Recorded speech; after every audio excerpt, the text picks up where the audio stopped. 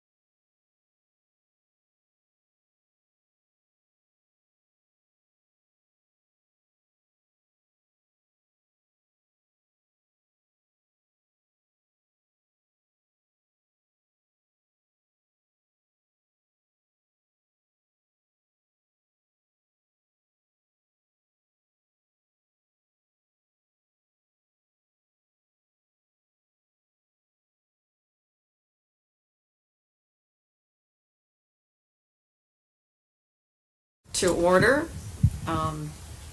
It's been a great morning so far for us. We got to visit the Arkansas State Child Development Center and just had a wonderful time visiting with the students and the teachers. I personally was very impressed with the center and how much training they do statewide, and it was just a wonderful morning. Do any of the board members want to comment? Come on, Lisa. Anybody else want to go first? But I absolutely had the best time. It was a phenomenal program, and I had so many questions, and Taylor was our host. She did a fabulous job answering all of them. One of the key pieces that I saw that this center was able to do that other centers sometimes don't prioritize, they really prioritize continuity of care. So the kids that enter their program in August stay with that teacher for the entirety of the year, regardless of development. That can be tricky in private pay facilities. Often you'll see students will age out, they'll move them to a toddler room so they can get another infant in that's a higher paying. And I get that for sustainability, but we know that's not best practice. We know that's not how you build relationships and brain building. And so to see this in practice and to see it working year after year was just phenomenal. In fact, there was one classroom where the group was 3 to 5. So a child could potentially stay with the same educators for 2 years, which is better for the family, better for the kids, and removes the transition time, the screening time, all that stuff. It was just a phenomenal thing to see. And she pointed out, she goes, "You'll notice there's no worksheets here." And so I was like, of course not. That's not developmentally appropriate practices. Instead, it was they were studying insects. So the kids had gathered sticks for the 6 legs and a giant leaf for the abdomen, and it was just a phenomenal program. I want to dig more into the Arkansas-based nature curriculum that, forgive me, I forget the name, but Mallory White, perhaps, Marcy White, was the author of. That is a free curriculum and available to all teachers here in Arkansas. Certainly was on display today, and it was just great to see. So I really do appreciate the opportunity. Thank you. Anyone else? Go ahead. Well, I'll be very brief. You said it really well. I was very impressed. My first time actually visiting the center, and I've been to other centers. I was incredibly impressed. I really liked the fact that we had employees that's been here for 20 years and 10 years. That shows that you guys are doing something right. Ms. Woods? I'll just echo what everybody else has said. All right. I have a 3-4-year-old right now, and so those are my people. So it was a lot of fun. Well, we'll take a moment for a moment of silence this morning, just to get kind of focused and be focused on our children across the state.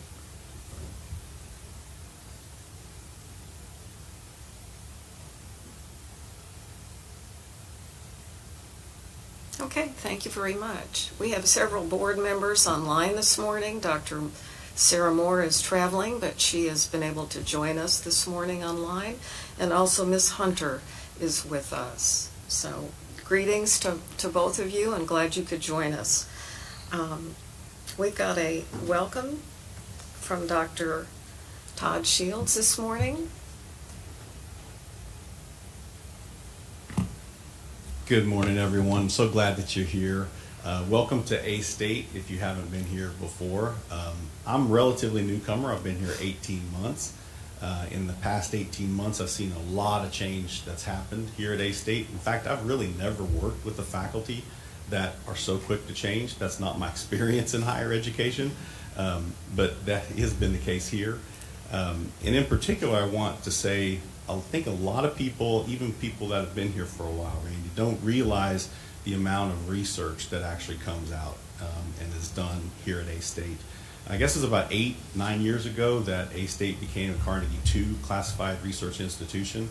The faculty and staff don't realize how close they are to a Carnegie I. We're not trying to make that a big announcement because we don't want to flip them out yet, right? But they are very, very close. A lot of the research does come from the department, the College of Education, but I'm not going to steal any of Dean Bradley's thunder here. One of the major things that's happened so quickly is the steel industry, and Brandy knows that.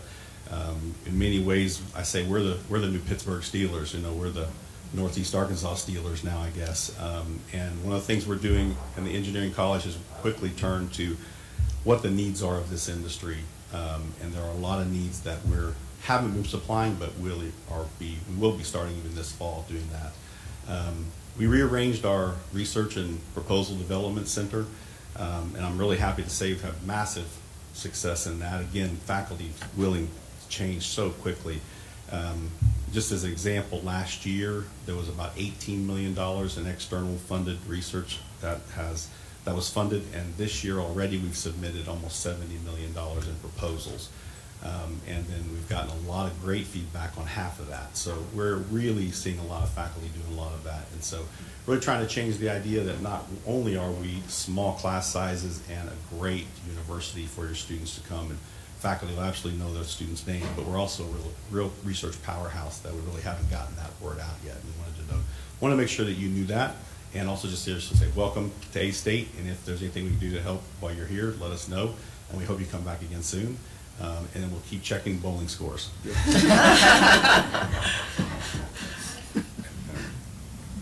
I could just make a comment and thank Dr. Shields and your team for hosting. I think it's fitting that A-State's colors are red and black, because you have definitely rolled out the red carpet for us and allowing us to be here for Children's Week. And it's nice for our board, as we're trying to have board meetings throughout the different state, to learn more about the types of learning opportunities there are for our students in the different regions, and how the work that we're doing as a board, the work that we're doing to implement LEARNs, the work that we're doing to make sure our pathways are aligned.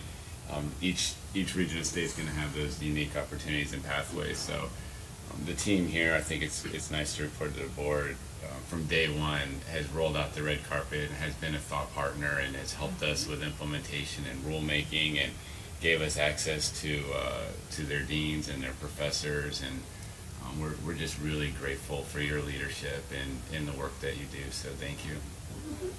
And for those that don't know, Arkansas State has a premier bowling program that is in the Final Four, and they're getting ready to start round one here pretty soon, so exciting day. Well, Dean Bradley, we'd love to hear from you this morning and tell us about some of your educational programs that you've got going. Thank you. I would love to do so. And I was told to be brief, but I can go on and on and on. So I've highlighted 3, but I'll be glad to highlight a few more. I want to say good morning and welcome to Arkansas State University. It is my alma mater. I have 3 degrees from Arkansas State University, and I'm proud to be a Red Wolf. It is my honor and privilege to be here today.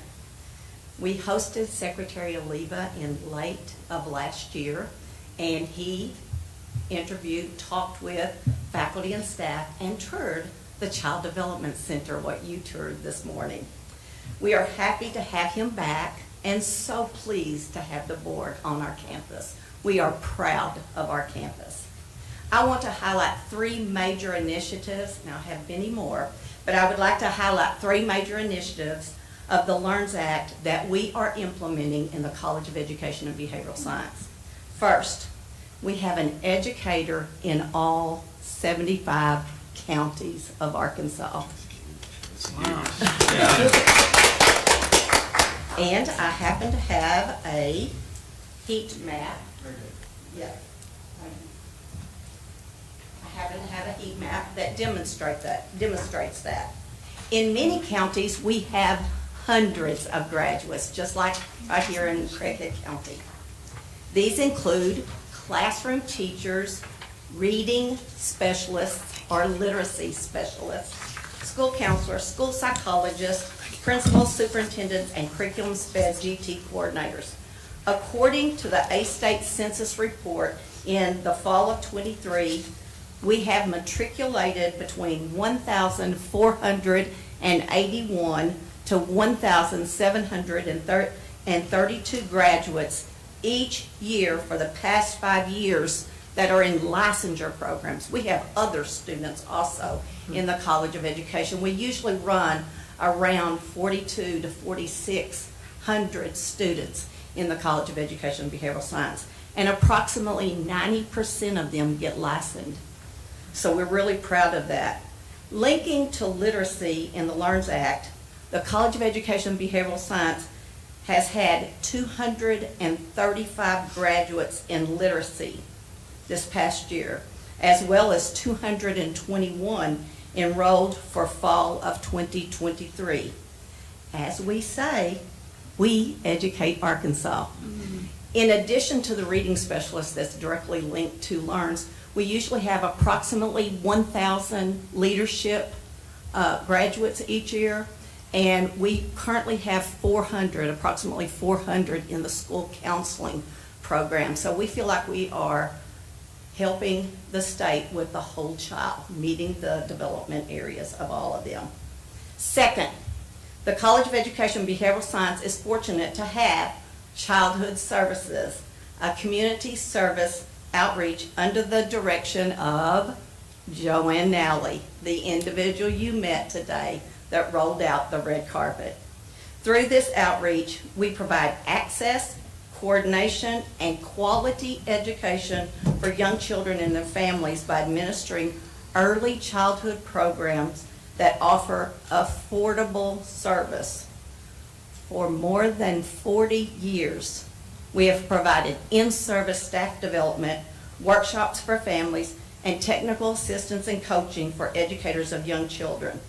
If you would love to come to Arkansas State University again in August, Joanne Nally will have a state conference, and she will have hundreds of early educators on this campus, and they will be doing staff development and having national speakers.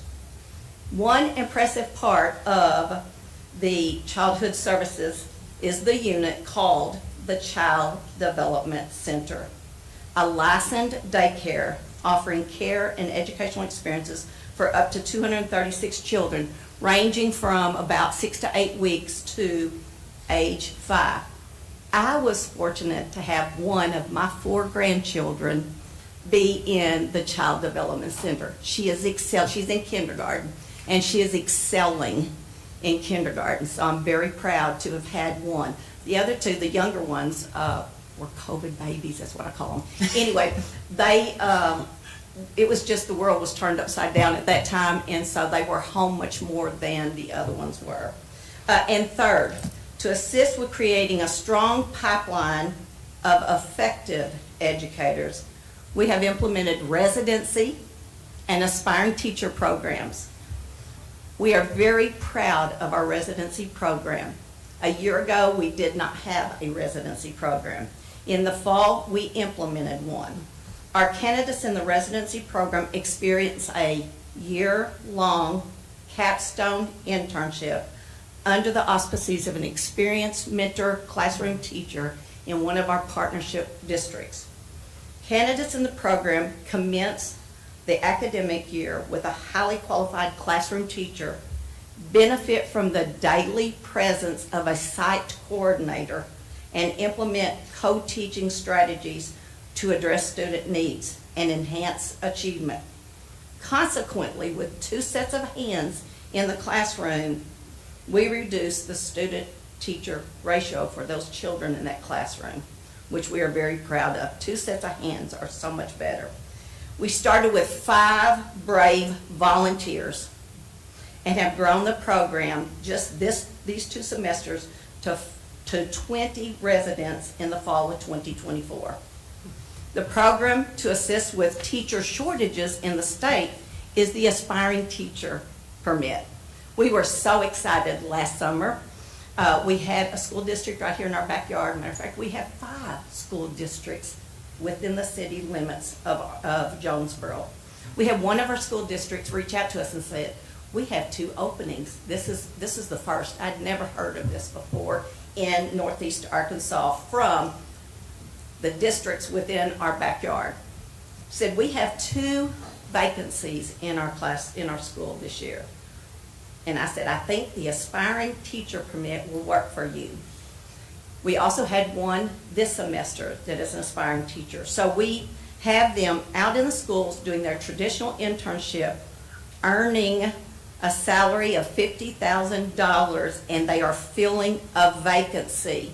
All they lacked were their internship experiences, and they are filling those vacancies. Currently, we are gathering data to assess how our candidates influence student learning, employ research-based best practices, and adapt instruction based upon our students' needs. The initiatives outlined, anchored with the LEARNS Act, signifies our steadfast dedication to advancing educational opportunities across Arkansas.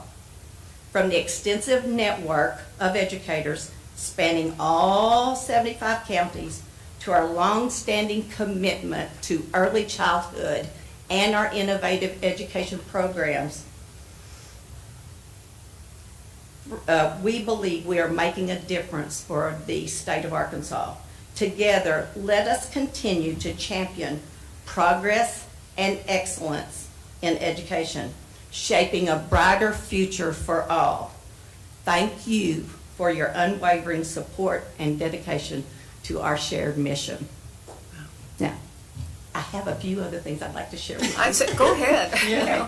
We're here to visit, and Okay. We we also love that. have something called the HAL Transition Program. HAL stands for Helping Our Wolves Learn.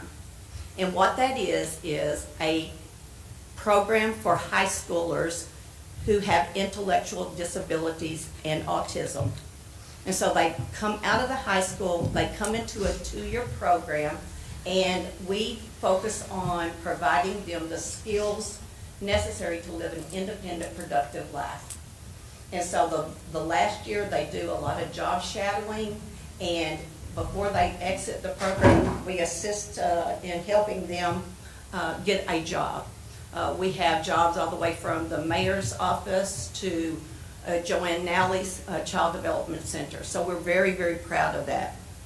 We just recently were approved to do a 3rd and 4th year for the transition program. We call it Atlas. It's a different name. We call it Atlas. And so there are individuals that are in that 1st and 2nd year HAL program that wants to go on, and they want an associate's degree. And we want them to have an associate degree from Arkansas State University. Dr. Kristen Johnson is the creator and the coordinator of that program. Not only has she developed that, but she also has recently acquired $30.1 million from a contract from Arkansas Department of Human Services. Again, it's focusing on individuals, both adults and children, who are disabled and need more services, and we need to do implementation of science, and we need to do research and find out what all is working and what is not working. There's also a business acuity associated with it. So we're very, very proud of that. Before the pandemic, one of my former students contacted me and said, I want you to partner with us. I said, tell me more. And so Melody Morgan, who she had me in undergraduate teacher ed program when she was here, she said, the Arkansas Leadership Academy, we have a possibility of acquiring that, or at least applying for it, she said. And I said, oh, who would we be partnering with? She said, EduTOS out of Oklahoma, Arkansas Public School Resource Center, and then of Arkansas State University College of Education Behavioral Science. And I said, I'd love to. I'd love to be a part of that. So we spent mostly online because it was during COVID. We wrote the proposal, we presented it, and we were awarded the money, $1.4 million, to implement the Arkansas Leadership Academy with our partnership. It was in a different institution in the state. One we do not mention. But anyway, it's a wonderful partnership. We are responsible for the leadership of the Master Principal Program. It's a wonderful staff development for principals who have had at least 1 year of experience in schools. And they can actually designate, and when they designate, they have to do a portfolio in order to do that. And they have to show growth within the school. And so we believe we're doing a lot of great things when it comes to that. Let me think of another one. It's off the top of my head.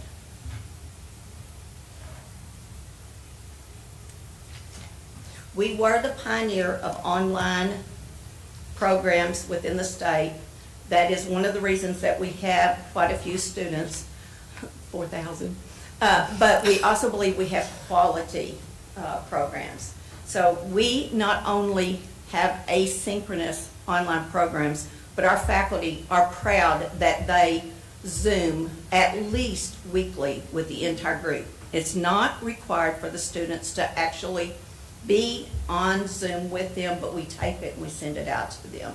So we feel like we have really done, and we were the first college at Arkansas State University to implement the online learning. We actually implemented it in the Master's in Theory and Practice, helping students, a master's degree program, helping students to hone their teaching skills. We also have the Kern Family Foundation. And so we received somewhere around $350,000 a couple of years ago, and we're implementing character within our leadership programs. Dr. Beverly Gilbert has led that, and she has written a grant for $50,000. We hope we get approved, awarded, and that will be to implement it within the entire university, even undergraduates. So we wanted to start with our leaders within the school. What? All caps. Yes, and we had Clifton Talbert, and we also have a book. We all read it, and Dr. Shields even had the cabinet to read it. It's wonderful. Last August, we had Dr. Talbert on campus, and he did the presentation at the opening session of the College of Education and Behavioral Science. Very inspiring, very, very inspiring. I just thought of something that went right up. I just thought of something, I forgot. I'll think of it. Any questions? What was the name of the book that you all read? What was the name of the book? Values and leadership. And it had And lots. the subtitle is basically character development, and it's very much about how much, if you're leading without character or value, what are you doing? You're talking more. You might need to come to the mic. Oh. So, Dr. I don't know if they can hear you online, Dr. Shields, if you don't mind coming back. Yeah, I can you repeat it? Yeah, thank you. Sorry. So it's a book about character and values in leadership, and if you're not infusing those values through everything you do in leadership, whether you're teaching or holding a meeting or anything like that, then you're doing more damage than you are good. And if you're interested, I'll make sure you get a copy. Thank you. That'd be great. So, could you tell me one more time the name of it? You kind of broke up. I'm almost positive it's character and leadership, but I'll make sure. Thank you.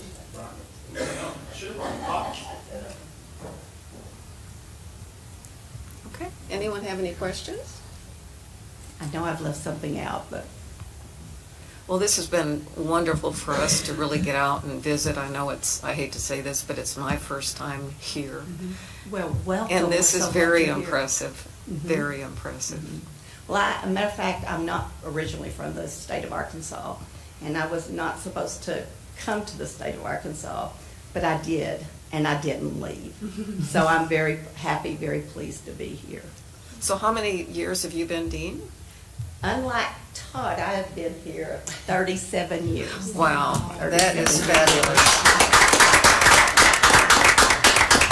I worked 20 years as the licensure officer and director of the Professional Education Programs Office. And what that means is we worked with the schools to do all of the placements and the partnerships.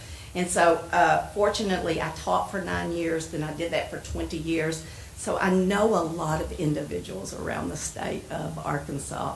Matter of fact, many of them will come up to me and say, I recognize your voice, you taught me. And so I'm very proud of that. That's wonderful. And you need to be proud of all that you're doing. So thank you for being here with us today. And if I could thank you, Dean Bradley and Dr. Shields, again, for your partnerships and willingness to work with us and making our state better. And I love the fact that you have the heat map and keep the data, because I felt like after we've been working on some initiatives, it's important for the board to know that right here at ASU, that they really, really do feed the pipeline of talent directly into our classrooms. And then even more importantly, some of the next phase of a lot of educators' careers, that pipeline into leadership. And your impact is great, and it's well received, and we really genuinely appreciate learning more about the programs and how we can continue to work together. Thank you. We have another really special guest online this morning. She was able to join us several months ago and visit with us about being Miss Natural State Teen. So Mallory Stuckey is joining us online this morning, and she came and really visited with us about her program on skin safety. And I know Secretary Oliva has something special he wanted to bring to us today. So it's good to have Mallory online, and as Ms. Rollins stated, that she's not a stranger to our board. She's been in front of us with some great initiatives, and in fact, the last time we presented, we were working on nailing down and seeing if we can get a board resolution to declare Sun Safety Week, and worked with Mallory, and she worked with some of our folks here at our agency on some kind of lessons that we can share with districts. So Mallory, I want to see if you have an update that you want to give to the board, and then maybe we can read the resolution and see if our board would like to formally adopt it. So welcome.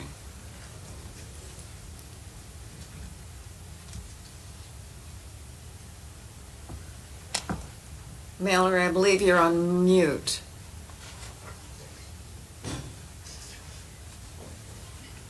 I'm so excited.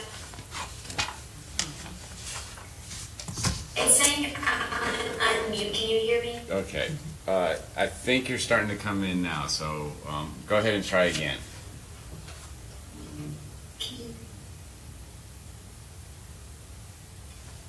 I'm so excited and thankful Safety Week in Arkansas.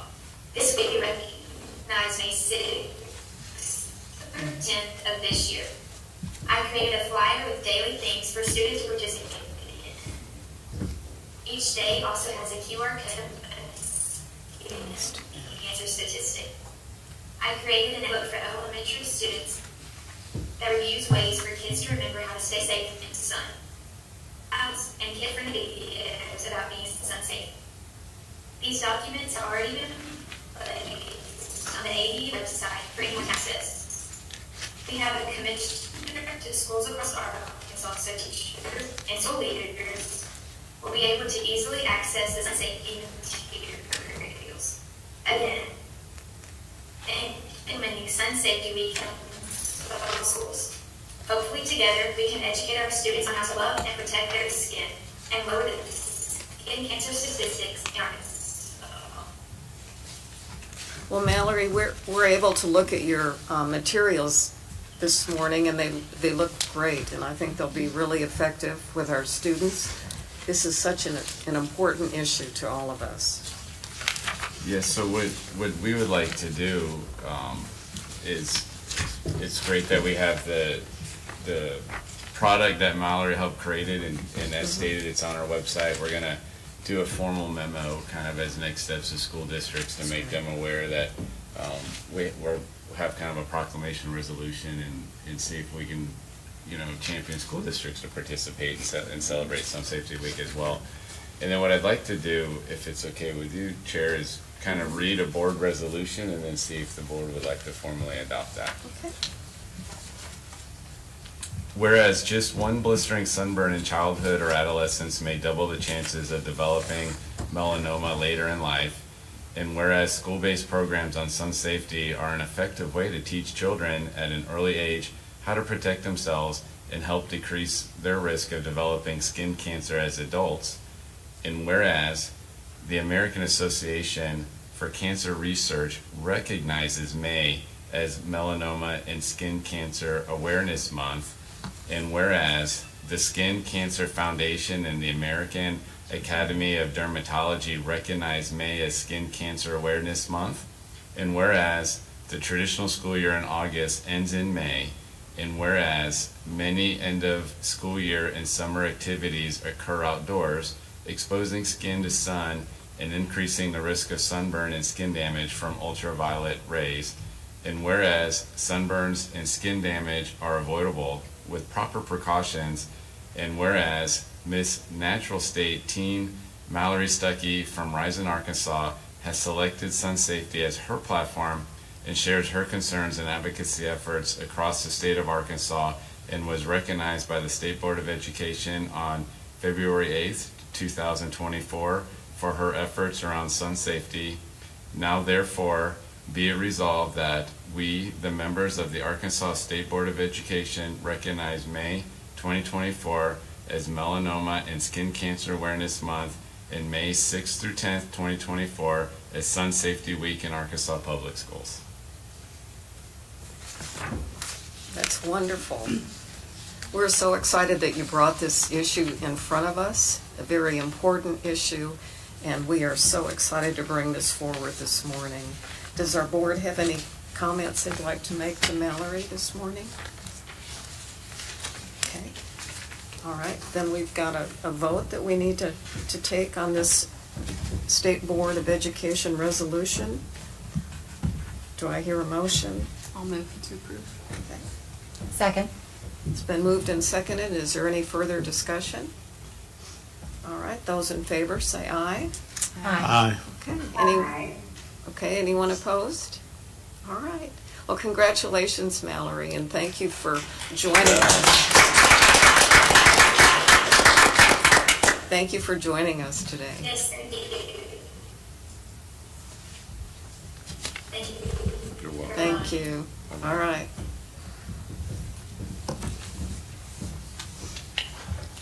Okay, we've got the action agenda in front of us this morning. Are there any changes to the agenda? No changes? Okay. Did anyone have any items to pull out for discussion on the action agenda? Okay, we'll move forward then. Ms. Smith? Good morning, Stacy Smith, Deputy Commissioner with the Arkansas Department of Education. All right, first action agenda is a district waiver for Genoa Central. It is a school start date waiver. If you'll notice in this waiver, it was one that the co-op put in for, like as a group, and this is a district that's come in a little bit later. They asked for 5 years. Your past waivers that you have approved for the state start dates, you've amended to 1 year. So I just wanted to bring that back up for you from past practices on that. But this is the same start date waiver that you've seen numerous school districts across the state request. Okay. Board, do we have any questions on this item? We'll need a motion then to either approve or not approve this item for 1 year. I'll move to approve for 1 year. So Stacy, the request is for 5 years? Yes. And Yes, ma'am. so how do, Yes, ma'am. The request is for 5 years, and that has been the same on all the other waivers. If this board chooses to amend the number of years, you would need to state that in your motion. So if you were going to approve it for the 5 years, you could say we request as they requested, or you could amend it to the 1 year. thank you. So I make a motion that we approve the waiver for 1 year. Okay. Second. It's moved and seconded. Is there any further discussion? All those in favor, say aye. Aye. Anyone opposed? Okay, thank you. The second waiver is another school start date waiver, and it's by Spring Hill School District. It was also requested for 5 years as well. And so I would ask for a motion to approve the Spring Hill one. I'd like to make a motion to approve and amend for 1 year. Okay.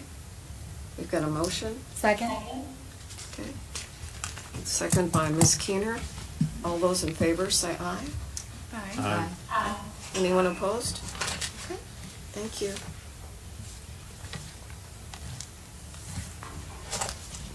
All right, the next action item is for Siloam Springs School District for a waiver request on class size. I want to make a comment about, we have frequently seen these class size ones come up each month. And this is new because we created our system in which we can tell every single month when we're off on class size. We're actually working on some rule amendments that will correct that, so we're not having to have this every single month come before the board. So hopefully that'll be something that'll be corrected before we get into next school year. This is a request from Siloam Springs in second grade. They are one student over, and they are asking for a waiver to be able to go over and not have to hire an additional second grade teacher this late in this school year. And we have seen these before, and the department does not have a concern. So it is just for the 23-24 ma'am. school year? This Okay. year, yes, this year. Okay. Oh, so like That way they don't get a standards for accreditation violation. Oh, okay. Okay, because they're not meeting the standard of having the right class size. So now they're asking for a waiver for that, so they will not be cited and come before the board in May because they violated a standards for accreditation. But we're gonna hopefully be able to correct that in the way our standards are written, and this won't be something you'll have to see over and over again. Okay. So they want it for the next 6 weeks. Yes, ma'am. Okay. Just out of curiosity on the dates, how come we didn't see this last month? Because it looks like they submitted on February 19th. It might have been a review process and then the number of days to get onto your agenda and that type of thing. Okay. We'll need a motion then to either approve or deny this request when you're ready. It's so few of us. So many of us are going to be talking today. I'll move to approve. Second? It's been moved and seconded. Any further discussion? All right, all those in favor, say aye. Aye. Anyone opposed? Okay, thank you. The next waiver request is for Smackover Norflet. This waiver request is actually for the licensure of a superintendent. In the letter, it states that their superintendent resigned in February. I don't have the details of that resignation. It looks like the district has asked this person to step in for the remainder of this year only.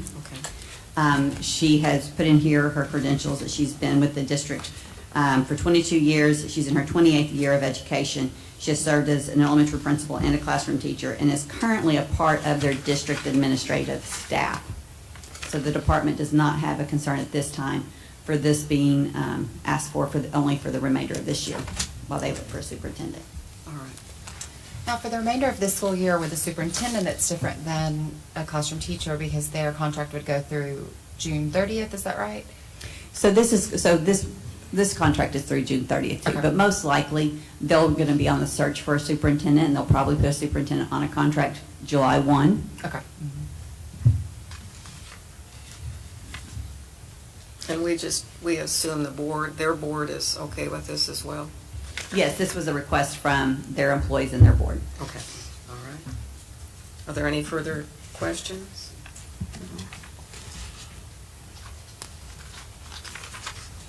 Do we have a motion? I'd like to make a motion to approve. Second. All right, it's been moved and seconded. Any further discussion? All those in favor, say aye. Aye. Anyone opposed? Okay, thank you. Thank you.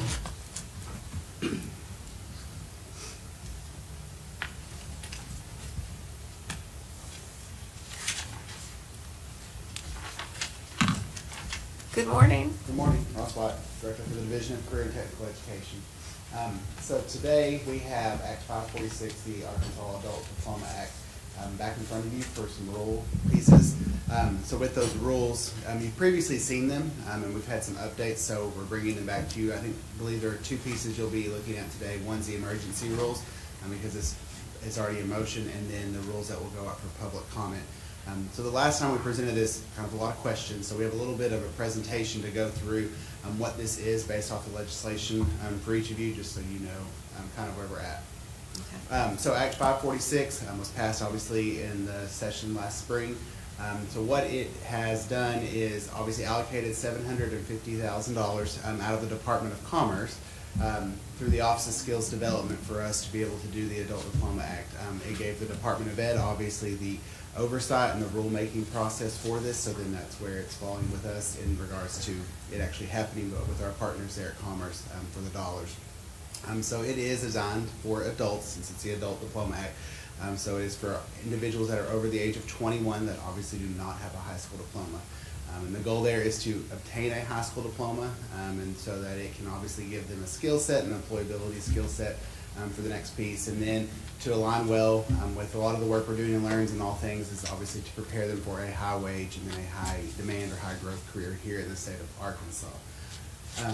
So with that, currently we rank 42nd in the U.S. for high school diplomas with adults, and so obviously that right there is a concern. We see concerns too in this state with people attempting to obtain their GED, and so this is where that gives them that other path so they can actually earn that high school diploma.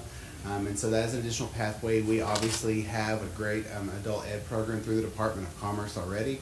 And so this is just an additional pathway for adults in Arkansas to be able to get that high school diploma, because we know that not necessarily every pathway works for every person, and so this is an additional path there. And as I mentioned, it's already kind of a complement to the work we're doing in Learns, especially to align that with demand careers and then careers that are growing within our state. And then of course that family sustaining wage becomes a really important part, that we are giving them skill sets and trainings to get their high school diploma, but also that the skills that we put within them can help them achieve one of those careers in a family sustaining wage. So through that, we had to go through an RFQ process for vendors, because this is the way the legislation is written, is that vendors will be the ones providing it. And so through that RFQ process that occurred this past fall, those are our 4 vendors that were the 4 that submitted and the 4 that met the qualifications. And then what they are then qualified to do is the 5 bulleted items there at the bottom. That's what they can receive reimbursement for.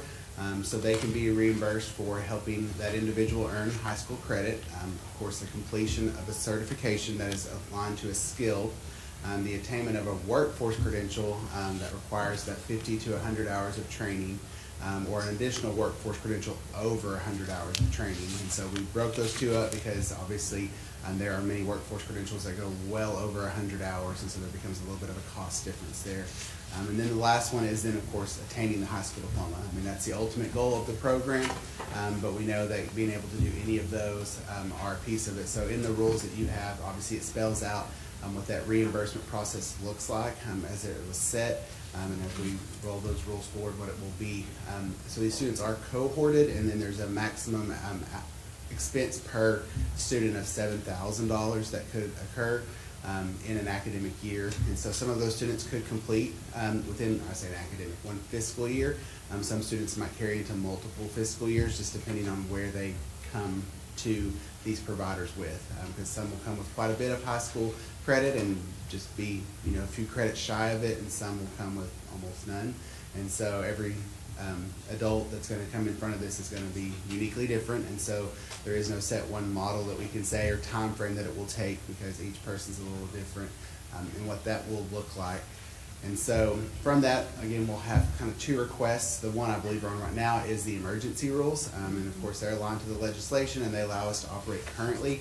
The legislation did have this begin in January, so we've had students being served since January, and those providers have already been submitting to us what they've been achieving on a monthly basis, and so we already have some of those in, and so that'll allow us to begin to reimburse them for what's already being served to these adults. And then, of course, the rules that will go up for public comment will be what carries us through the future with this program as it continues to move forward with where we're at. So those are our two requests, and with that, I'll take any questions you all might have about the program.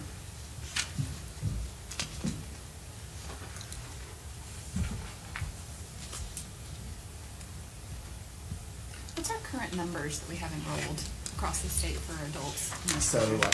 through adult education with the Department of Commerce, so I do not have those numbers. I could get them for you, No, but I mean, I I'm just don't. curious if you knew. So we need to take these in two votes? Yes, I believe there was two separate items on the agenda. Okay. So. Okay. So the emergency rules, The two sets of rules should appear to be the exact same. It's just the emergency rules allow us to be able to operate with where we're currently at, because in the legislation, this was a program that began in January. And so we have students who are already enrolled in these programs by those providers. And so those providers have been submitting reimbursement, but obviously we can't do any reimbursements with them until we have approved rules. So we have the emergency rules to carry forward once we go through the full public comment, because we do have, out of those 4 providers, 2 that are already actively with students enrolled. okay. I guess I thought we'd already passed the emergency So, rules. well, we did, we brought them to you Okay. previously. There's been some changes in the Thank rule. you, I'm- Yeah, no, you are not agreeing that. So we did We got previously some bring those to feedback, you, you know, and there were some I gotcha. adjustments that needed to be made to Okay. those rules, so they're coming forward. And that's to what you said. We haven't had any payments that have gone out at this point, everything's just kind of been holding. But Okay. we do have 2 providers that have submitted quite a bit to us in the process. Okay, that's great. So are there any further questions on these? Okay. We'll go ahead and do the first one then. Rules governing the adult diploma program, the emergency rules. So we'll need a motion on that one. So I move that we approve the adult diploma program emergency rules. Okay, we have a motion by Ms. Keener, Second. second by Mr. Henderson. Any further discussion? All those in favor, say aye. Aye. Anyone? Anyone opposed? Okay. The second one is rule governing the adult diploma program, and this would be approval to be released for public comment. Okay? So I move that we approve the Arkansas Adult Diploma Program rules to be released for public comment. Okay. Motion by Ms. Keener, Second. second by Ms. Woods. Is there any further discussion? All right. All those in favor, say aye. Aye. Anyone opposed? Okay, thank you. Thank you.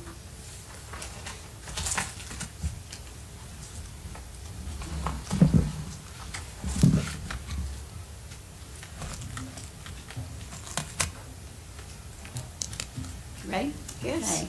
Next item on the agenda is rules governing the school transformation contracts, and I don't have a fancy presentation, but Randy said he would dance if we needed. Oh, Oh, no, okay, maybe not. wrong shoes. Okay.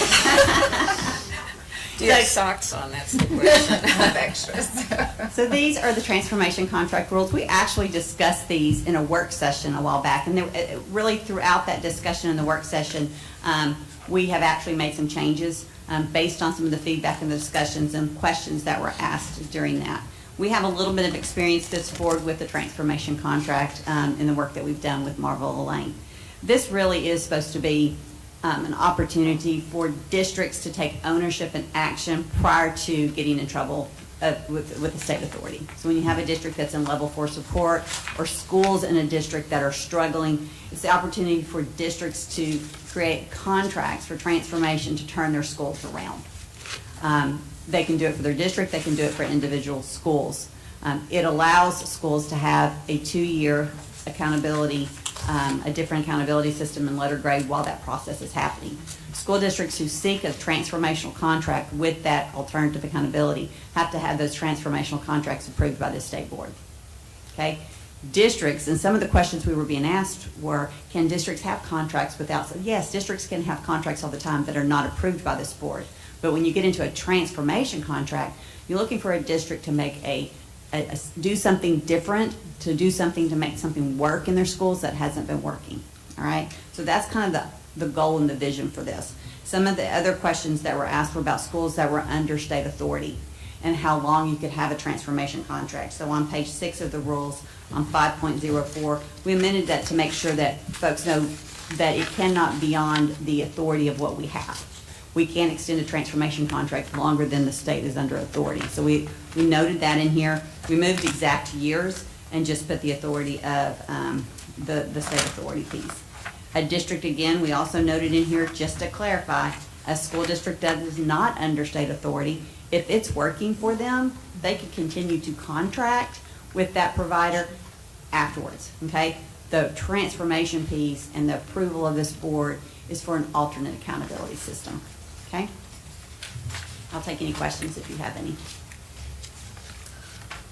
Who pays for this? So it's funded by the school district. Okay. So the contract, this is a contract between the school district and the provider. There has been some mention of possible incentive funding or funds in the future. So those are things that we'll if there's funding available. And tell me how this affects representation within the area. So is there a school board set up? Is that... So here's what we'd like to see. We would like to see school districts, before they ever get to this level, we would like their local school boards taking action. So let's say you have a very, very large district and you only have 1 or 2 schools that are struggling. So that school maybe wants to do a transformation contract with a single school, bring in some type of educational operator to come in and do something different with that school, operate it in a different manner. That local school board would go and contract with that outside or educational organization to run that school. And they then could come here and ask this board for a 2-year alternative accountability while they're doing the work in that school.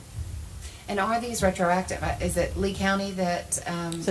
So Marble Lane is a Marble school Lane, district excuse right me. now that we have so it's under state authority. So this was a decision made by the secretary, the commissioner, acting in lieu of the board because we dissolved the board there and we created a transformation contract.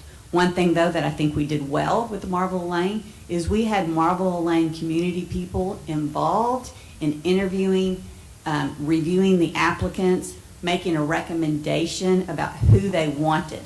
It wasn't the commissioner or myself conducting all the interviews. It was community people that had a voice in it. So will these affect that contract, or is their contract So different? that contract is falling under these rules. Okay. So we've operated under what the law has allowed us to operate.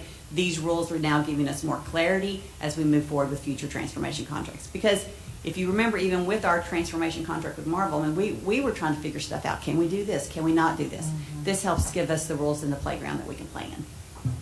Well, one thing I remember hearing from the superintendent there, I'm not sure if that's the correct title, But he said, give me 3 years, give me 3 years. And so this being 2, is that? So it's only 2 for the alternate accountability. Okay. They could have that transformation contract for several years, but they'll go back under the regular accountability system. In year 3, okay. So they can continue on with a contract. Transformation, when we're talking about something like this, and we recognize that transforming or turnaround schools takes a long time. But this is like a shot in the arm. This is something, we're doing something drastic and major to get this going because we're failing kids and we got to do something drastic. So transformation contracts are the opportunities for people to roll up their sleeves, try something different because what they've been doing hasn't been working, and try something and not be penalized with the accountability system. Ms. Hunter, I'm glad you could join us today. Do you have any questions? I do not. Okay, okay. Ms. Woods? Mr. Henderson? Do not. No, okay. Are you good? No, I've already asked him. Dr. Moore may have questions. Dr. Moore? Thank you. Good morning, all. I have talked a little bit about the timeline for this. As we're thinking about if this were done in the future, for a school district, would a school district be able to enter into the contract? Well, let me rephrase this. Sorry, I didn't get it. My thoughts enough. A school district can enter into this contract without the state, and the rules allow for that, correct, Stacy? Yes, ma'am. Yes. Okay. So then if there was a scenario where they had contracted and then the state was seeing that they were at the very bottom % of all schools, the state would come in and reassess that contract. Yes, ma'am. So on page 6, those were some of the points that we made different after having conversations with you. We actually put in there that if the state board assumes authority of a district in which they'd already started a transformation contract, that contract should become void. So if a school district comes, asks for a transformation contract, you guys allow them to continue to do so, but we don't see the progress because there's quarterly reports coming to this board. If the progress is not being made and this board determines that they want to take an action, then that contract would be void if you took state authority. So that was, And then section 5. I appreciate the piece about providing reports. Right now with Marble, how many, I think they've only provided us 1 report this year. So they're providing quarterly reports. Okay, they are doing quarterly. Yes, they're doing quarterly reports. And Ms. Whitlow is the one who's keeping up with those and making sure that those get to the board. Okay, and then this will allow us, it says the initial 2 years. After those 2 years, if the board still wanted some kind of reports, accountability mechanism, that could be put in place. Yes, ma'am. Okay. Thank you. Sorry, it took me a minute to get my questions out. And if I could also add, I think one of the things that's exciting as we're going through implementation with Arkansas Learns and kind of reimagining the space and how we assess teaching and learning in K-12, we're getting ready to start our pilot in our unified coordinated progress monitoring system in the K2 space, which we haven't had. So we have some districts that are going to participate in that.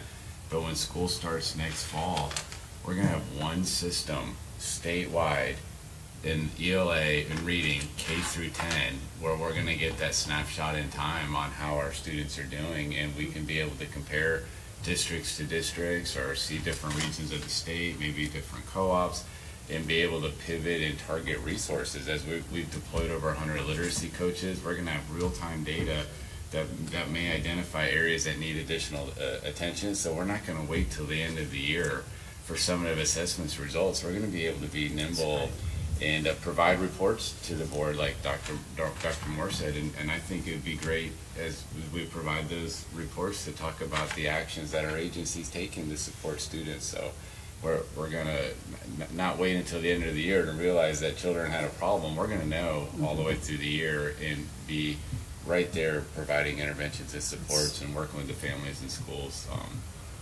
that's happening, so. That Did is, you have a question? I did, something that, Maybe I said something wrong. no, Dr. Moore said something that then made me. Okay. So in the contracts between the district and whoever they're entering into a contract, are there provisions for when it goes void? That's established within the contract between the district and the provider. And so they just know if this ends up failing mid-year, the state gets to come in, and it doesn't matter what expenditures you've made. If the state assumes authority Mm-hmm. over a district, that contract would be voided. Okay. Now, that doesn't mean that there probably are, I would think that the district probably with the outside provider probably has metrics in there of progress that needs to be met. Okay. And as those quarterly reports and as transformation contracts are being created and quarterly reports are being reviewed, the state, if you approved a transformation contract, the expectation is progress is going to be made. Sure. If progress is not being made, then they have failed to meet the obligations in the contract.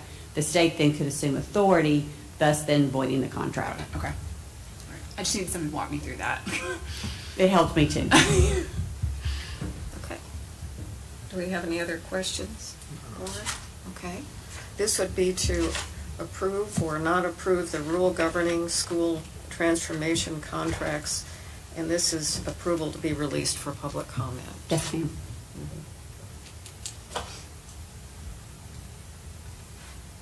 I'll move to approve, to submit to public comment. Motion by Ms. Woods, Second. second by Mr. Henderson. Any further discussion? All those in favor, say aye. Aye. Anyone opposed? All right, thank you. Thank you.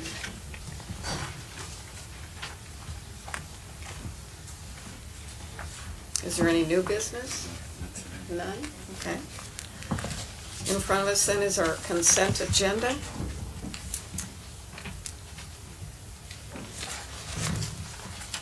Whenever you're ready to approve the consent agenda. We'll need a motion then. I make a motion for approval on the Okay. consent agenda. Mr. Henderson has made the motion to approve the consent agenda. Do we have a second? Second. Second by Ms. Keener. All those in favor, say aye. Aye. Okay, anyone opposed? Okay. And Ms. Salon, does she have a report for us today?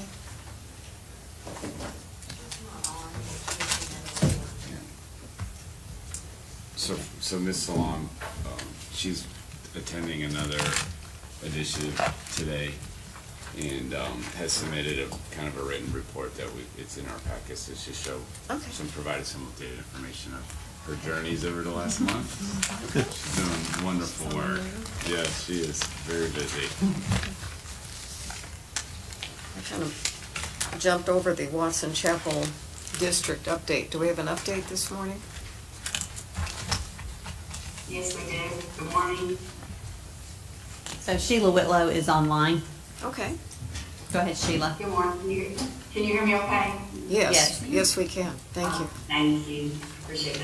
Thank you. Yeah, Sheila Whitlow, Office of Coordinated Support and Service.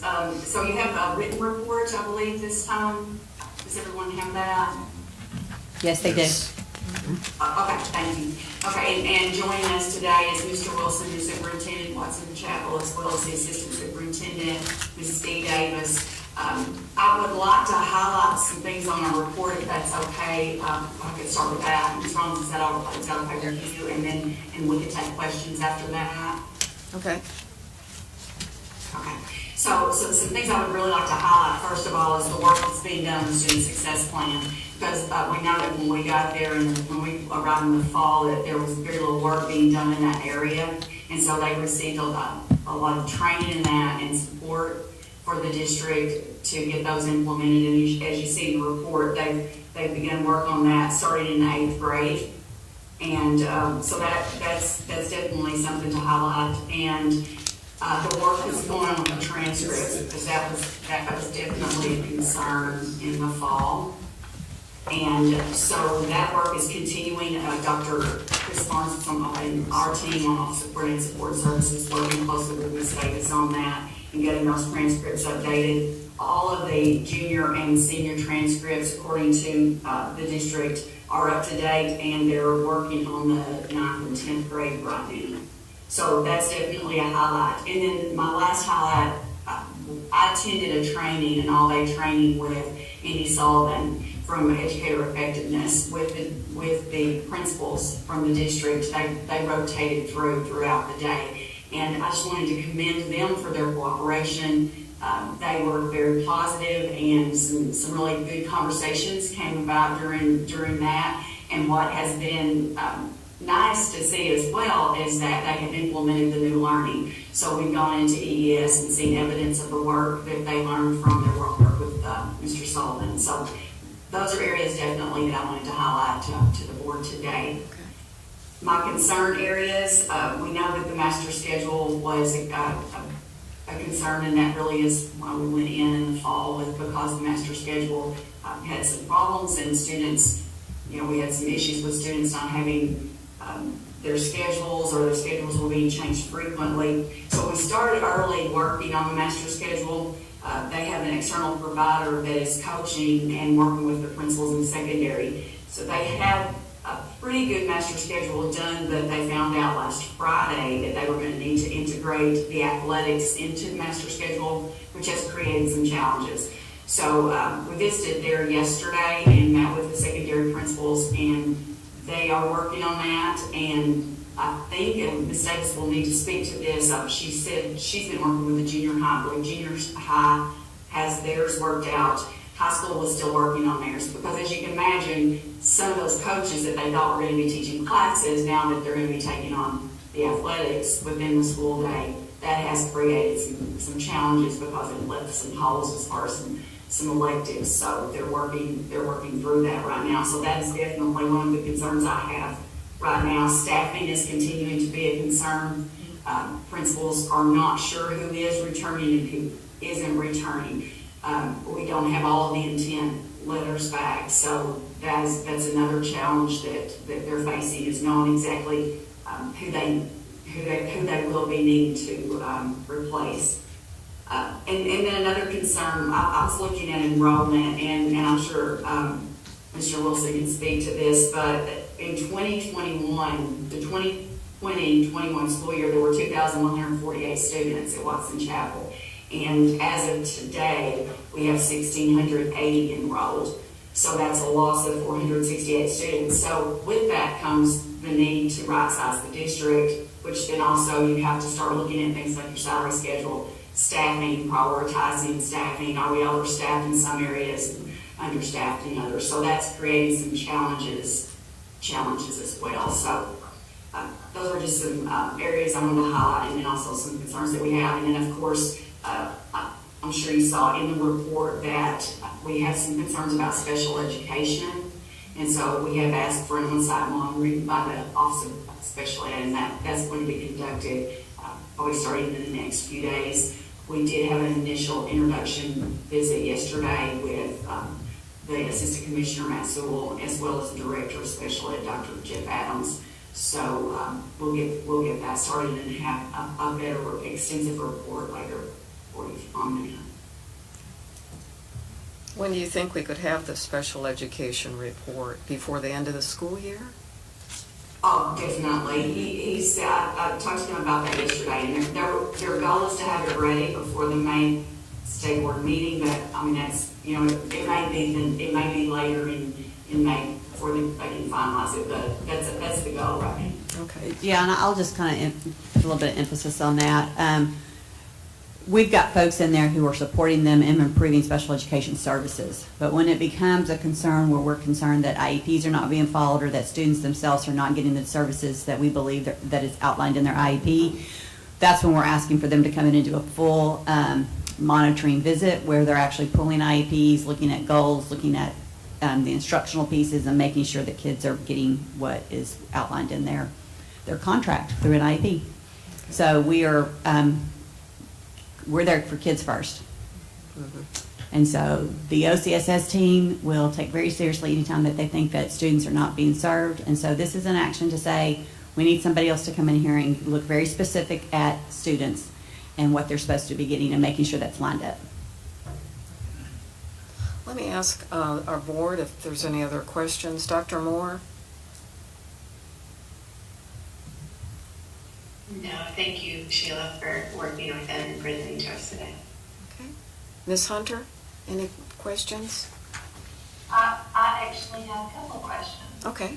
So, Sheila, you mentioned that the letters of intent are not in yet, coming in slowly. When are they due? Is there a due date where we just presume that the answer is no? Yes, I believe we sent those out like February 1st, and we like to have them in within 2 weeks if possible. And usually we got more back last year than we did this year. So this year the responses were less and less. And of course it does put us in a bind. They hold them to the end. We've had several resignations in the past week or so. We've got, we're advertising for teachers. We're doing everything we can to get certified staff in. 1240 teachers. We had 21 that were on the list. 3 or 4 of them have certification now before May 1st. So they'll be on the list to be rehired next year. We're trying to improve everything we can. Now, we are in a financial crunch by losing students each year, and that does create a problem for us. And it's been happening over the years. But one thing I said when I came in here, that we're going to make the decision to keep this district, to keep Washington Chapel where it is, and we're going to make this district successful. We're going to improve test score. The thing that we're really trying to do is stop the drop in enrollment. We are going to build a new school. It starts construction May 1st. There's some good things going on, but this year, from last third quarter to this third quarter, I believe it's about 112 students that we may lose. We don't know how many students may go totally on student choice yet, or do the voucher system. I hadn't heard of one voucher yet from the district, but I know that's coming. So we're doing everything we can to stop this drop in enrollment. That's one of the keys we have. We've got to provide everything for the kids too. And it's a balancing act between budget and how many employees we can hire, how many are leaving. We have a lot of 1240 employees. Of course, we want certified, we want them to get certified too in their area where they'll do a better job of teaching. In the past several years, I think people have come and gone through this office, and maybe they don't care as much as I do about Washington Chapel, but I graduated from here and I want it to be successful, and I want it definitely to be here. We're all here for these kids, and we want them to have a viable future, and hey, we want to provide everything we need to provide. Okay. Well, thank you for that. So from a teacher retention standpoint, and you said you've had some more recent resignations. The contracts are coming back slower this year than last year.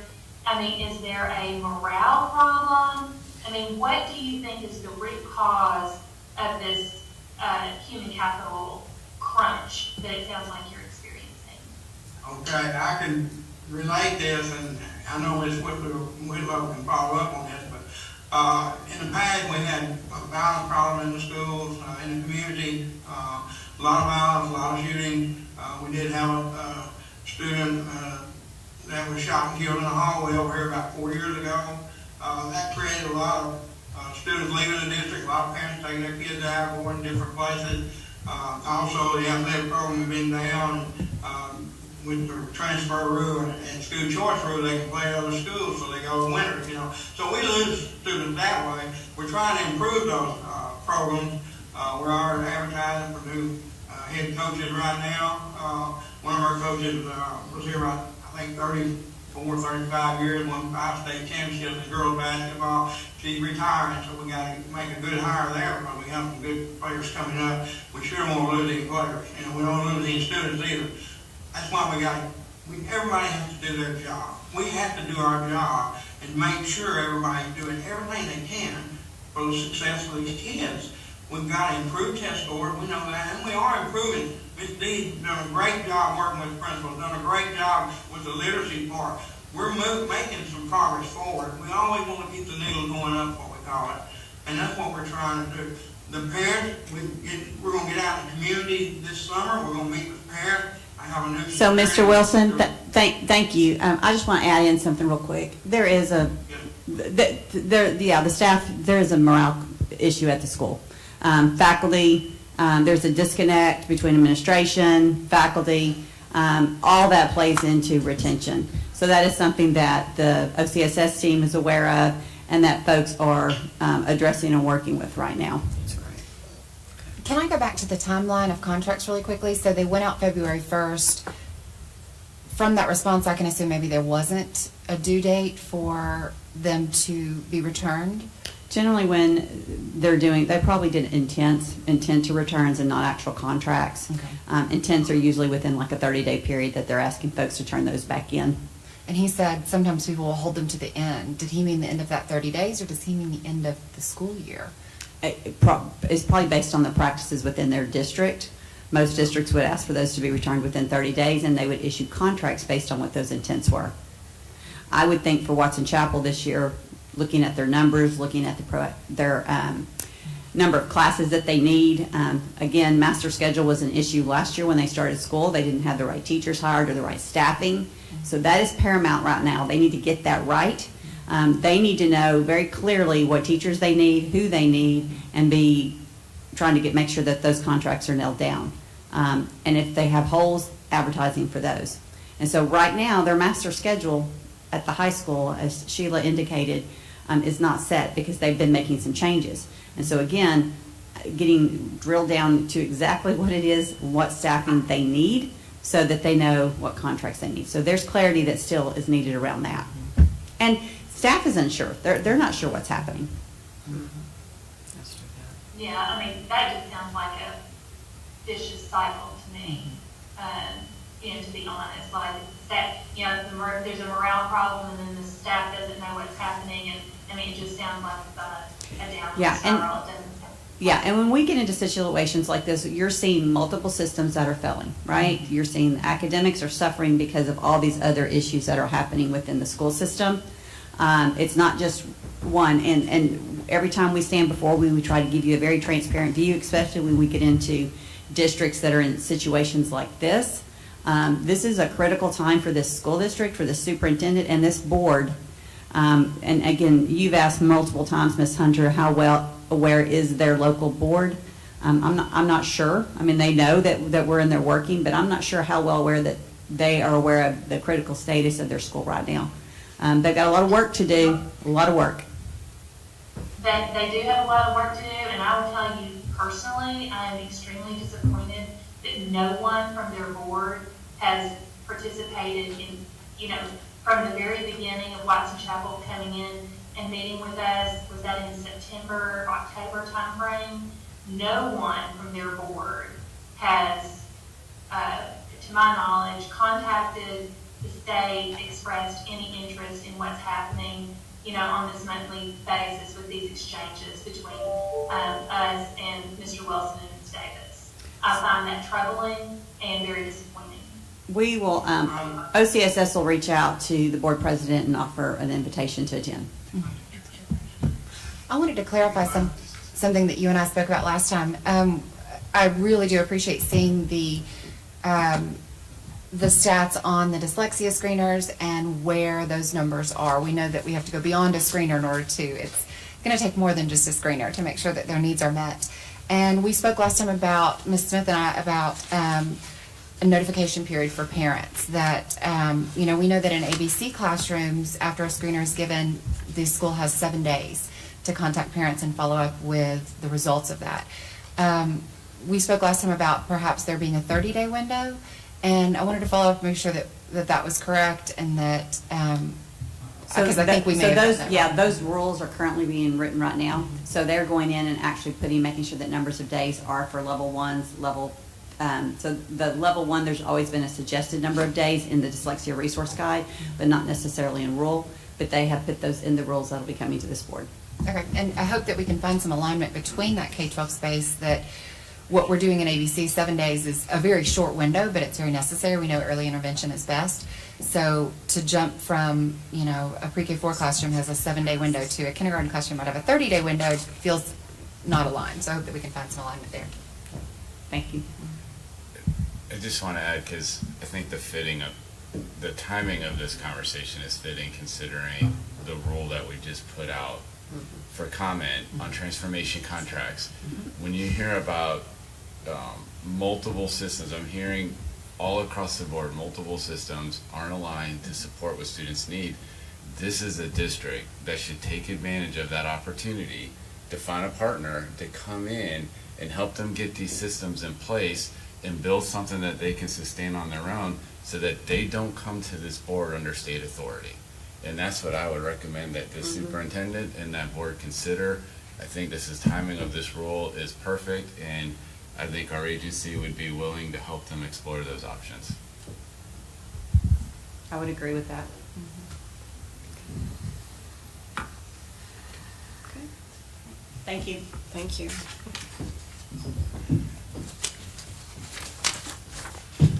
We have reports. Are we good? I think so. So, board, if it's okay, what I like to do, there's been so many wonderful things happening, I think, in this last month all across education. It's an exciting time of the year as schools are looking at those celebrations to wrap up the conclusion of another successful year while also planning. We're hearing about planning next year and summer programs. And yesterday we got to hear a wonderful State of the State delivered by Governor Sanders, and start working with our legislature as we're opening up the budget where education is being prioritized, and in supporting LEARN's implementation is definitely a priority of our agency moving forward.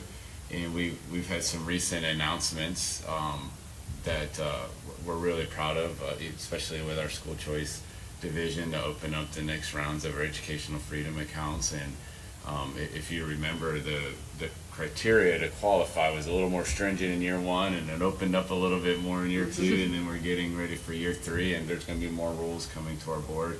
But it's been very well received by parents, and lots of people are applying. But one of the big components that I was really excited about and working on with Arkansas Learns, and I think this board is a little bit excited about, is how do we recognize and celebrate and elevate career and technical education in the K-12 space while we're setting up students to be successful beyond high school, which is ultimately one of our goals. So it's very fitting to see we've got like our early learning folks here. We started an early learning place, and we're hearing a lot about K-12.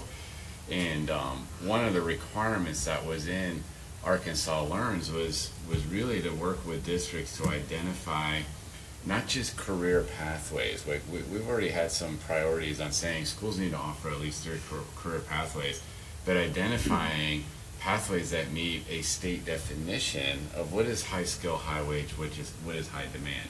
Well, we didn't have a definition that outlined that or defined that, so we worked with our workforce cabinet and our commerce and our higher ed folks and business partners, and it's one of the work groups have been really working hard on getting that definition together, and then really doing an analysis of the 60 career pathways and saying how many of them meet that definition, what is the formula or methodology to do that, and how are we prioritizing career and technical education. So what I'd like to do is have Dr. Warden come up, and I don't know if Ross is going to join him or not, but just to talk about what did that mean, what does it look like, and what are those pathways, and why is this a big deal, and why is the state of Arkansas leading the nation in this work, because we're not aware of any other states that are doing anything quite like this. Well, Secretary Leo, thank you. It's a privilege to be here, board members. Before I start with the H2 and job descriptions and how to man, I want to circle back to a question that Ms. Woods had. Just a pat on the back to our adult ed colleague, groups led by Dr. Trinia Miles. They had served 16,000 students last year across all their services. Now that includes ESL and literacy and things like that. But they actually had 9,200 enrolled in GED and graduated with high school 2,800 GEDs last year. So that's a good number. And they had some good news last year. They ranked 4th in the nation on GED pass rates. So a lot of times they don't get the pats on the back, but that's a good complementary component to higher ed and our elementary secondary folks that we need in Arkansas, because we want to help all our county. So just want to follow up on that. I heard the question and was able to Thank you. find those numbers before I got to the lectern. So I want to start by thanking Secretary Leva. I want to start by thanking Ross for leading the Career and Technical Division, and Stacy for all the work that we've collaboratively done and their work groups have done to get us to this point today. Today I'm going to talk to you a little bit about success-ready graduates and career-ready pathways. We were tasked with the LEARNS Act to develop a career-ready pathway. When I heard this, it really piqued my interest because I'm a proud champion of higher education, including career technical education, which is higher education. And I knew that we had to do something that made a career pathway everything a high school diploma was, and then something else. Because a lot of times we want to bifurcate career technical education and education or higher education, and that's a mistake that has not served us well. So we no longer need, SMART core, which means you have SMART core and not so SMART core. We have a high school diploma that we're going to expect every one of our students to achieve.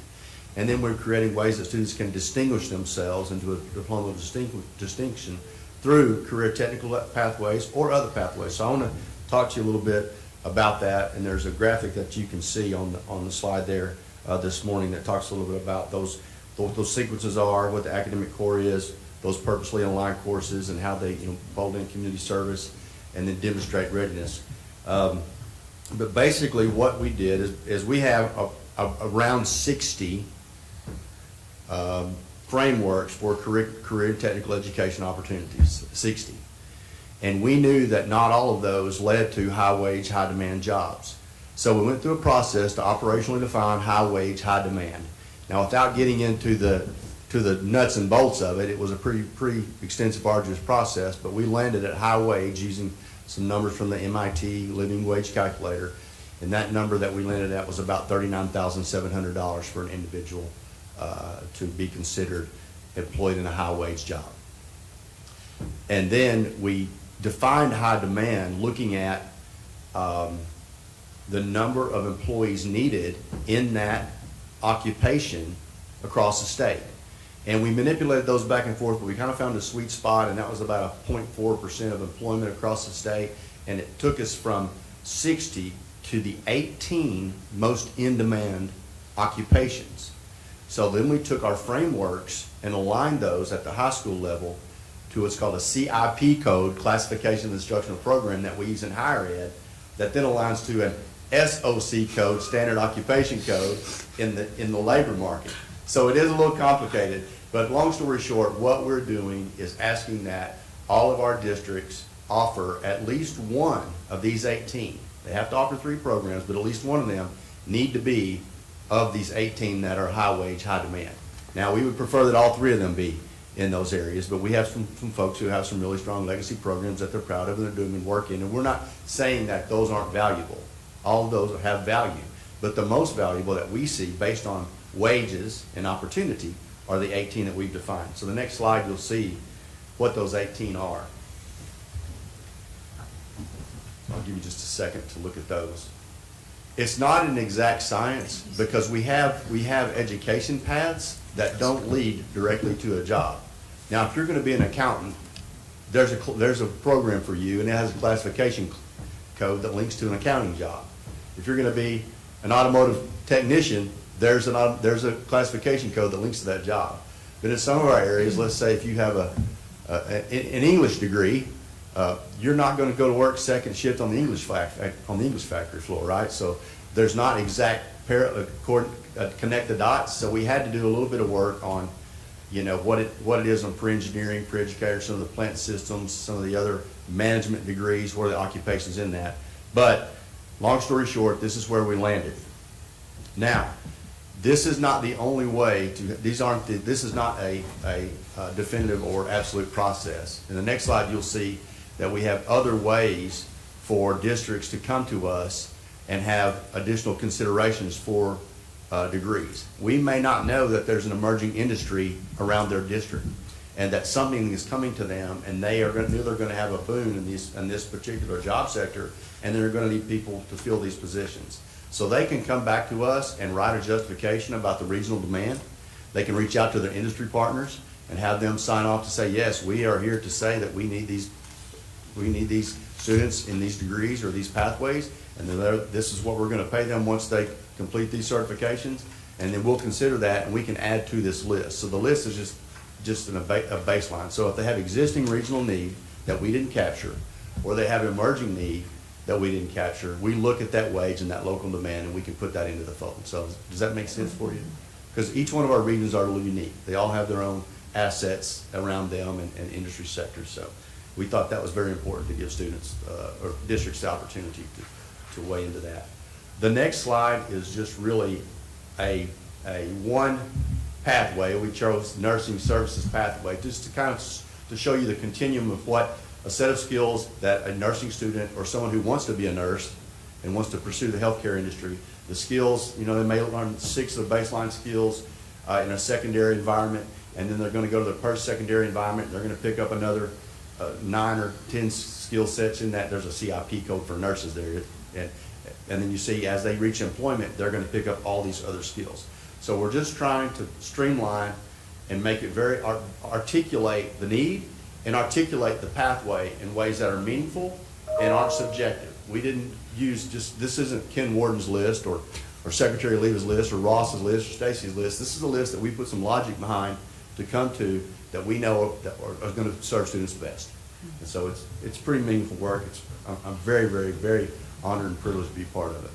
And if I could add to that, Dr. Warden, the jobs that are in high demand today may not be the jobs that are in high demand tomorrow. So this isn't a final list, right? This is a living document that's going to be reviewed annually and make sure that we're creating those pathways and opportunities. So it's great that they've really established a framework or a process to have some operational definitions, but this is going to be an ongoing task and job.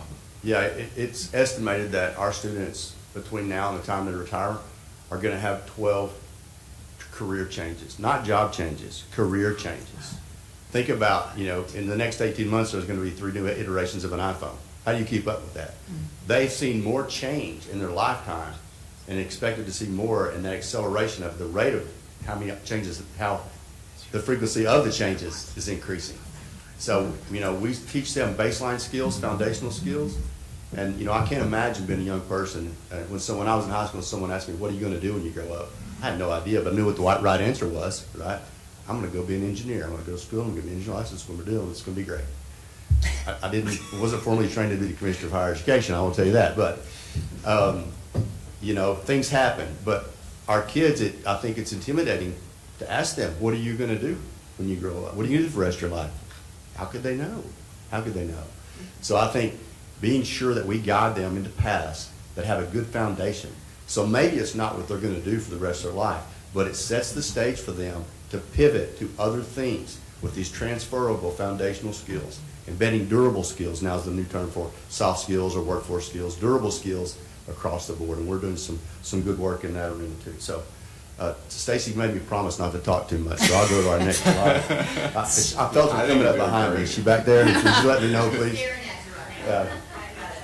So this is just another infographic about the baseline for a high school diploma that we're going to expect all students to get and the other things they're going to do to distinguish themselves. And I'm just super excited again to say that we're going to show these opportunities to these students. We want talented students to recognize the opportunities and figure out the ways that they're going to distinguish themselves. Let them self-select whether they're going to go into more a career-ready out of high school pathway, or they're going to do more of that education in post-secondary, or if they want to go more academic and purely academic routes, what we think of as traditional academic routes.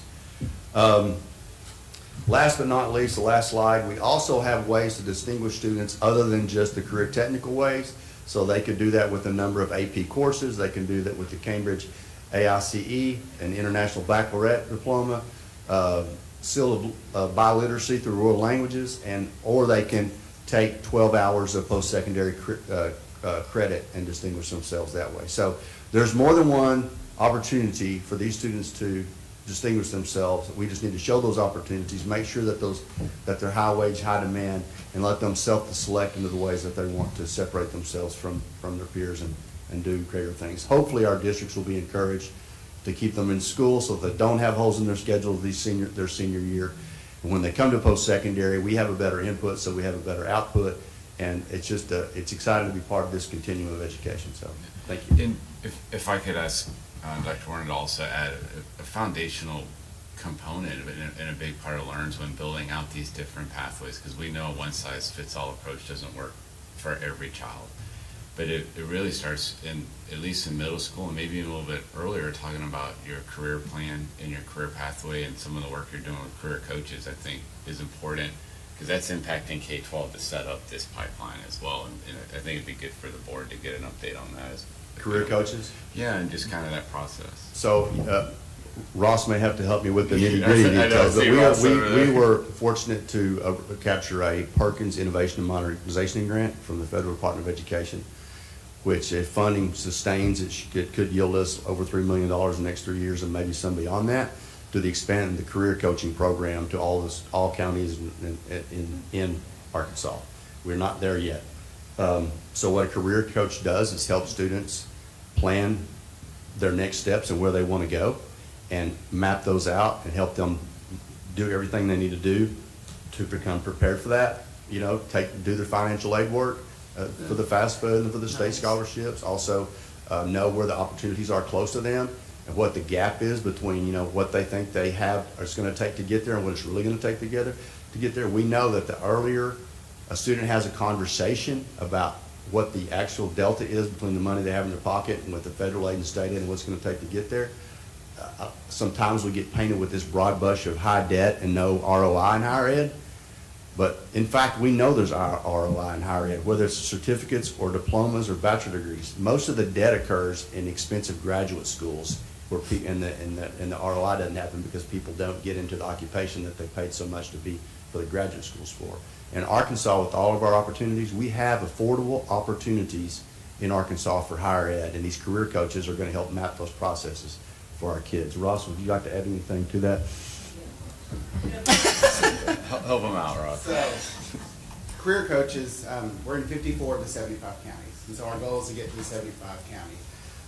And so we're a little over 100 career coaches right now in this year, and then with this grant, we obviously know we're going to be able to expand by 10 more, and then we have some other opportunities that should be able to get us in all 75 counties, hopefully in the next year or two, to ensure that we have that piece. The other big work that we've done a lot with Stacy and Dr. Pride is, and I guess Hope as well, Worsham, has been student success plans. And so that tool that is there and that opportunity that is there for schools, because right now I think a lot of people view it as a compliance piece and, oh, we've just got to do a student success plan. And it's checking a box to, here's the courses that we're ensuring students are going to graduate. And really it's kind of revamping that of, like, how are we really talking about next steps post-graduation? What is that? And so we spent a lot of time together working towards that, and then we know in the next year or two really trying to bring it together as a statewide model. So then as our career coaches work with that, we're doing the same thing across the board with our students and really ensuring that next step piece has been really big, because also in LEARNS we have our early career exposure piece that you haven't heard much about, but that will be coming about here in the next month or so, that are required activities in middle grades, so 6, 7, and 8, about career exposure. And so the minimum number of activities for every student to be a part of, and then kind of from a list from the state of this are things that you can do and we recommend, and of course allowing them locally to decide what's best for them as well. And so that knowing that we marry those with student success plans to then with the work of the career coaches, that then lends to hopefully a greater plan to just what is that next step beyond high school graduation. So there is that, what I keep saying, that vertical alignment to that next post-secondary training or next step for our students, whether it be enlistment, enrollment, or employment. Thank you, Ross. One last point. We are already designing the systems to measure these outcomes. We're working with the state longitudinal data system. So a few years from now, as these students that are creating these success-ready plans are already doing some of that, we are going to be able to tell you post-graduation by wage match data what their earnings were with a high school diploma or without, what they were with a diploma of distinction or without, and higher education attainment for Arkansans. And so it's not going to, it's going to be, here's the data, here's the proof in the pudding. So excited about that work, again, and I'm happy to answer any questions that you may have. if you can't tell, I'm pretty passionate about this. I hope it shows. It does. I'm excited to hear about the career coaches. From my experience, students and parents don't understand or know how to apply for scholarships, and it's almost like pulling teeth to get children to apply.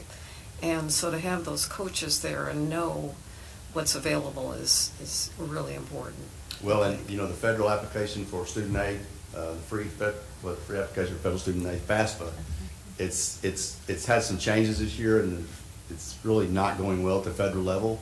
So we've made some accommodations in higher ed to say, okay, we're going to conditionally approve your state scholarships, whether or not the Fed has let you know, because there's a lot of trouble going on with the federal. So they're still having trouble with FAFSA? Absolutely, yeah. They had more announcements last week. Okay. So they're still, still kind of, well, they're just not taking care of their business in a timely manner. But we can't let that affect our kids and our scholarships. We need to do everything we can to do to get them awarded and help them get on with it. But, I appreciate that. Yes, ma'am. Yeah, I had heard about that, so that's great. Any other comments, questions? Yeah, I wanted to talk about the, you pointed out the nursing track and sort of those almost like stackable credits that they could leave with some concurrent credit in high school, which would help in their undergraduate, and lead further on. And there's a similar track for early childhood educators, the CDA. One thing that I would love, and scream from the rooftops about this, and we've spoke about this too. There are thousands of students. I think it was over 4,500 students in Arkansas currently taking CTE courses in either child development management, something along those lines, but only 88 receiving concurrent credit.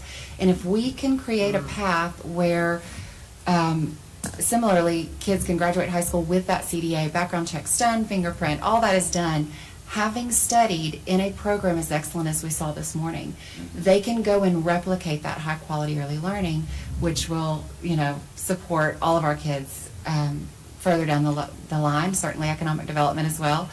And it's that high wage piece that's the one thing, that we talked about. Where is that level? Is it 39,000? And interestingly enough, in Arkansas, there are so many school districts that are choosing to pay their ABC teachers at the same rate they are their K-12 teachers. They're choosing to pay them that $50,000. So in the way the rules are written in ABC classrooms, if there are multiple ABC classrooms within a school district and a single lead teacher that has that undergraduate degree, then the other teachers can have a CDA and still earn that $50,000. So we need to dig into that a little bit more so that we can support certainly a high demand career pathway.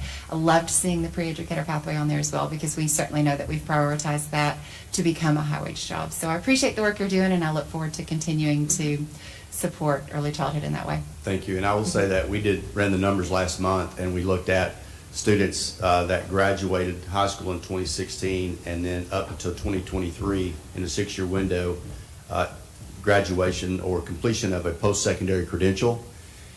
And we ran the data of those who took concurrent credit and those who didn't. If a student took a single class that counted for concurrent credit, that's where they got credit at a college, university campus, or at the campus, and then at the high school level, it doubled the odds that they would get some higher education award.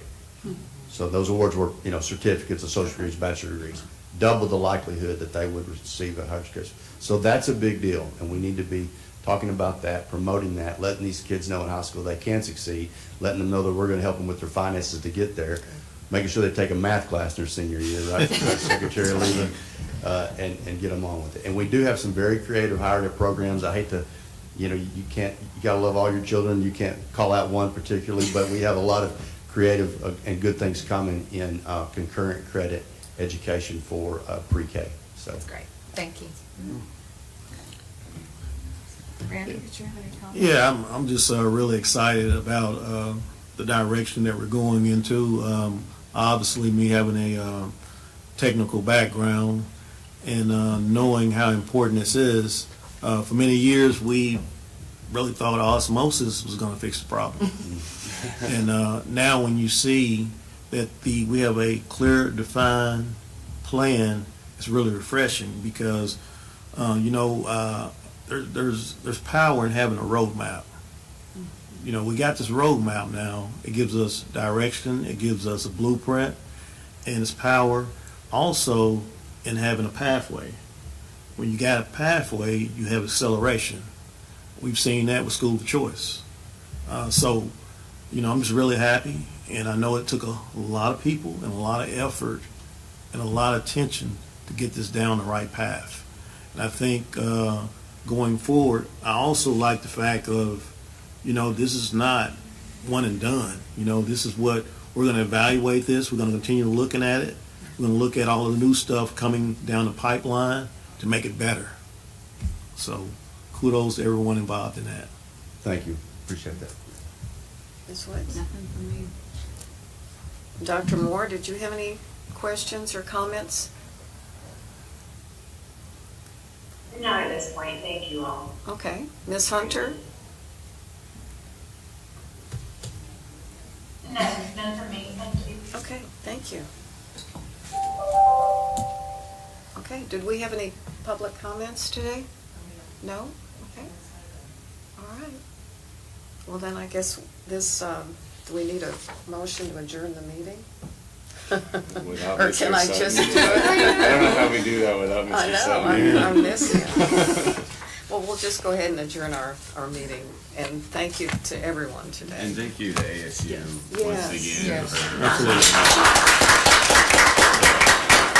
for all the hospitality and the live stream. Yes, Thank you. thank you. All right. Thanks, everybody. Y'all have safe travels home. Yes, thanks for joining us. Y'all come in.